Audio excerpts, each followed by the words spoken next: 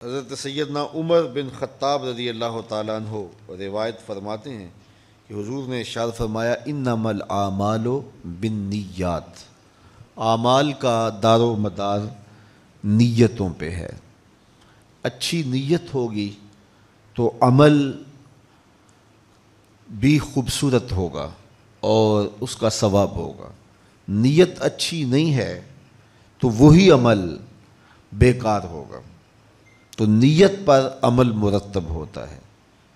چور بھی ساری رات جاگتا ہے، چوکیدار بھی ساری رات جاگتا ہے، لیکن چور کا جاگنا کسی اور نیت سے ہے، اس جاگنے سے اسے ثواب نہیں ملتا، اور چوکیدار ساری رات جاگتا ہے تو ایک ایک لمحے کا ثواب اس کے نامہ اعمال میں درج ہوتا ہے۔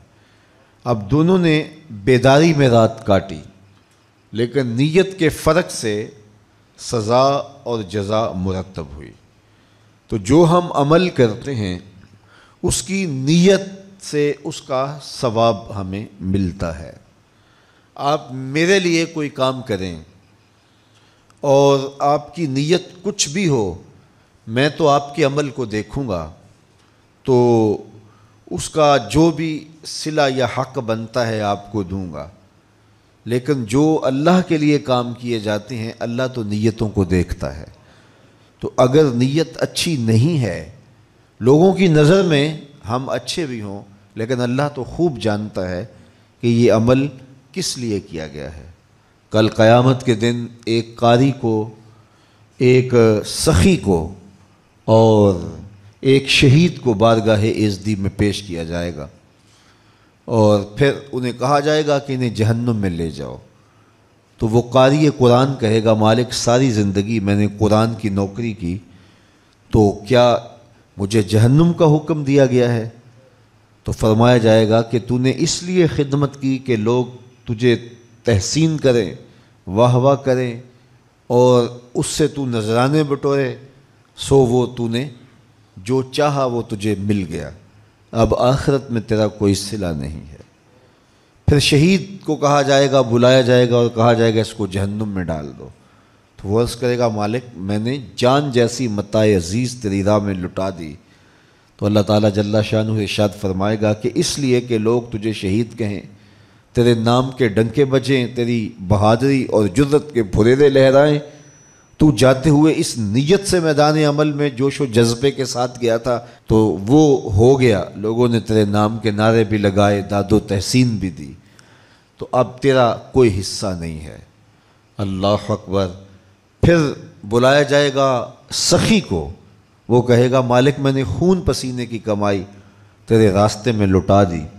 تو ارشاد فرمایا جائے گا کہ داد و تحسین سمیٹنے کے لیے، سخی کہلانے کے لیے، اور وہ تجھے کہہ دیا گیا اور تیری وہ شہرت دنیا پہ تجھے حاصل ہو گئی، اب آخرت میں تیرا کوئی حصہ نہیں ہے۔ تو نیت پر اجر مرتب ہوتا ہے۔ تو یہ تینوں کام کتنے مقدس کام تھے، لیکن نیت کے فرق سے اس کی جزا مرتب ہوئی۔ اور پھر حضور نے مزید ارشاد فرمایا اللہ طیب ہے اور طیب کو ہی پسند کرتا ہے، اور وہی عمل قبول کرتا ہے جو محض اس کی رضا کے لیے کیے جاتے ہیں۔